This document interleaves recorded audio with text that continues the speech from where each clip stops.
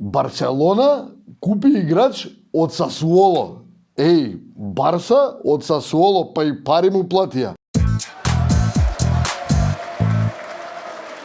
Дечки, здраво, петок е и нормално време е за уште една епизода од Кладунчарски муабети. Ке ми беше многу помило сега направевме повеќе муабет за ракомет. Прошлата емисија го зборевме тоа, испаднавме, тоа е едино што не држи у игра со ракометов е надпреварот на Моцарт доктор за ракомет. Денес ќе имаме нов предизвик, ќе имаме уште 3 предизвици до крај. Во игра се iPhone, електричен тротинет, дресови и уште свашта други награди. Значи, табелата е тесна, мислете му ја, имаме уште малце до крајот на првенството и после нормално. Следете да видиме кој ќе се покаже дека е најдоктор за ракомет меѓу вас. Овој јануари многу го сакам, зашто? Пошто направи едно правило ново, а тоа е уврска со трансфериве. Прв пат имаме зимски природен рок интересен. Значи нема како порано ако заиграл за едни у Лига на шампиони, па у јануари да не може да си оди, да нема право да настапи и така дале. Значи сега све е отворено. И јануарскиот природен рок стана, да не речам, интересен као летниот.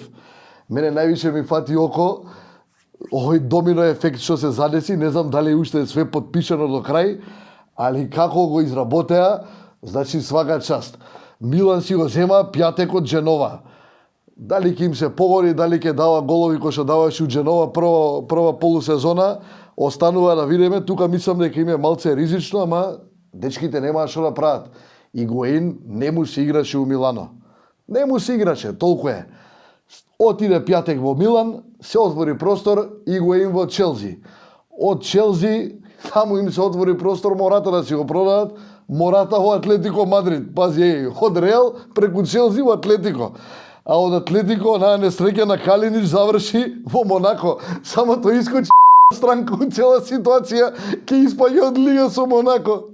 Како и да е, има уште доста до крајов на природниот рок, мислам дека ќе видиме и бајги други интересни трансфери. А кога сме кај интересни трансфери, ова не знам дали треба да влезе у некоја рубрика, верували ли не. Барселона купи играч од Сасуоло. Барса од Сасуоло, па и пари му платија. Јас стварно не знам како да анализирам од која страна, али овој Боатенг што го зема од Сасуоло, каква е математиката на Барса, останува само да видиме у вторава полусезона што му се врти у глава на тренеров. Од Сасуоло у Барса, и тоа на 30 и кусур години. Кај го има тоа, бе, луѓе?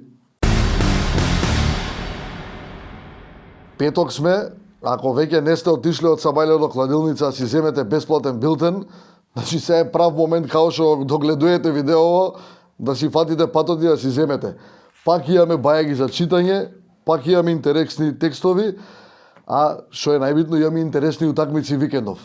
Годинава ја почнавме убаво, направивме едно добитно ливче и тоа со нашиот пријател Круме и со утакмиците од НФЛ, и ја си ветив на себе, оваа 2019 мора со позитивен биланс да искочиме. Едно имавме недобитно директно од кладилница, таму се јавивме, али сега ги имаме мислено, ќе ви објаснам што и како и зашто играме, а ваше дали ќе не пратите. Идеме едно по едно. Петок имаме ЕФА Куп во Англија. Значи Премиер Лига, малце паузираме и ја имаме, мислам дека добро и со Тотенхем игра, али ова е баш сериозно дерби за Манчестер Юнајтед на гости со Арсенал. Значи таа ја решивме да си ја изиграме гол 3+. И Арсенал играат напаѓачки фудбал, Манчестер се у добра серија, ама да не забораваме дека скоро секоја утакмица примаат и по некое голче. Одбраната е уште климава. Мислам дека тука ќе има доста голови. Ја и гол 4+ би одиграл за похрабри, али нека стои на нашиот тикет гол 3+. Италија имавме интересни утакмици. Значи мора Ени ги тука италијанци, значи ја тука си напишав нешто што се мислев. Имаме Италија, Аталанта, Рома.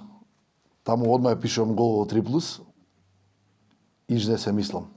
Едните и другите играат и даваат и примаат голови. Значи, може коефициентот не е куј знае колку висок, али таа ни е сигурица, да знаете. Освен тоа, имаме во недела дерби Лацио Јуве.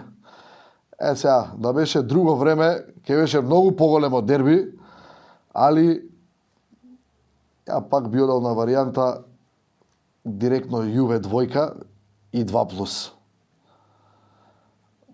Може некој мисли дека сега ќе се лизнат Јувентус, али мене ми мириса дека баш сега, откако го освоја Суперкупов со Милан, фаќаат залет, тој Алегри куче, така си ја темпира формата стално, крај на јануари, почеток на февруари, почиња машинеријата да меле. Така да таа ми е у глава, да ви кажам, уште од вторникот, средата ја мислам. Имаме и Милан Наполи. Тука комбинирано, Милан Наполи, ја би ја одиграл двојка, ама и гол, да ви кажам право. Нема што да се мислам. Тука ме разубедува малку за двојка, вака така, али Наполи ако сакаат да останат у каква таква трка со Јуве за прво место и сезонава барем уште месец-два да биде интересна, Милан мора да го добијат на гости. А Милан годинава не е квалитет што ќе парира нити со Јуве, нити со Наполи. Ако бират четврто, треба да се срекни, да не се лажеме. И што друго да ставиме? По 4. Уште една ќе одбереме. Да. Ја гледав, имаме дерби и ваму. Имаме дерби и во Холандија. Фејенорд Ајакс. Фејенорд Ајакс.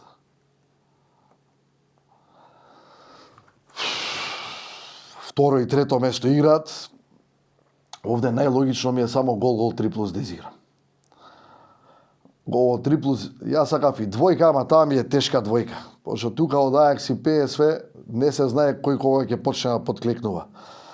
Гол 3+ ни е посигурно.